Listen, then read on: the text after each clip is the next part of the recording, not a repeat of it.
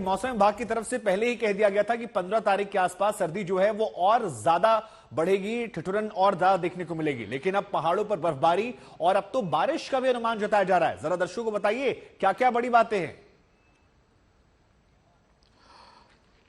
बिल्कुल शुभांकर, घर से निकले थे तो ऐसा लगा था कि कम से कम गले में मफलर टांगने की जरूरत नहीं पड़ेगी, लेकिन अभी जिस तरह की तेज ठंडी हवाएं लगातार चल रही हैं, कुछ देर बाद ऐसा लग रहा है कि सर्दी की जकड़ में हम ना आ जाएं, क्योंकि घर के भीतर जब आप रहते हैं तो आपको तापमान का उतना अनुभव नहीं होता है, लेकिन बाहर दिल्ली में जो तापमान है वो ठंडी हवाओं की वजह से काफी सर्द हो गया। और इसकी एक वजह सीधे तौर पे ये मानी जा रही है कि पहाड़ी इलाकों में जिस तरह से बर्फबारी की तस्वीरें सामने आ रही हैं, उसके बाद से ही लगातार दिल्ली में भी मौसम में बदलाव हुआ। आप देखिए, हम एक पेड़ के ठीक नीचे मौजूद हैं, देखिए हवा कितनी तेज चल रही है। और अभी 7:30 बज रहे हैं दिल्ली में, लेकिन जैसे जैसे रात की तरफ घड़ी की सुई जाएगी, ये भी देखने के लिए मिलेगा कि जो विजिबिलिटी है वो कोहरे की वजह से कम हो जाएगी। तो ऐसी स्थिति में ना सिर्फ ठंडी हवाओं का लोग शिकार हो रहे हैं देश की राजधानी में, बल्कि जो कोहरा है वो भी अपना असर दिखा रहा है। तो एक तरह का डबल अटैक देश की राजधानी में है। और आपको हम बता दें कि आज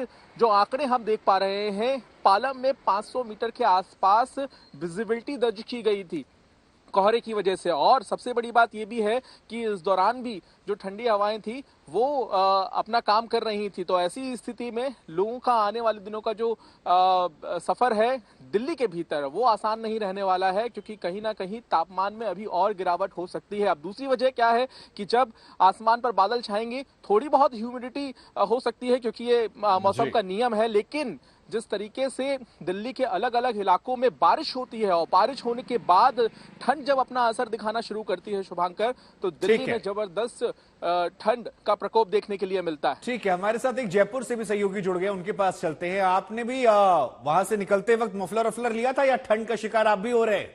क्योंकि दिल्ली में तो ठंड एकाएक बहुत बड़ी है। बिल्कुल शुभांकर, देखिए आज जो है मौसम ने जो है वो ऐसा यूटर्न मारा कि लोगों को, मैं आपको एक बार विजुअल्स के जरिए दिखाऊंगा कि जयपुर के एक घर के बाहर जो है वो खड़े हैं। ऐसा यूटर्न मारा कि गुलाबी शहर को जो है इस पहाड़ों की सर्दी ने अपनी चपेट में ले लिया है। और आप देख सकते हैं किस तरह से जो लोग हैं, शाम 7:30 बज रहे हैं लेकिन अलाव सेकना पड़ रहा है।